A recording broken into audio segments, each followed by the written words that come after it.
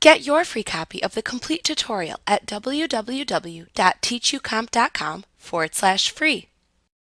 To rearrange the order of columns from left to right within any transaction detail report in QuickBooks, display the transaction detail report whose columns you want to rearrange on screen. For the column to move, place your mouse pointer over the column name in the column headings at the top of the report until the mouse pointer changes into a hand icon. Then click and drag the column left or right. As you are dragging the column, a small upward pointing red arrow appears between the column names. This arrow indicates where the column will be placed when you release the mouse button. When it is in the desired location, release the mouse button to move the column to the selected location.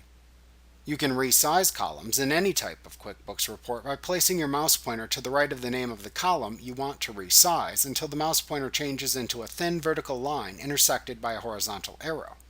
At that point, click and drag left or right with your mouse pointer to resize the column. Release the mouse button when the column is the size you desire.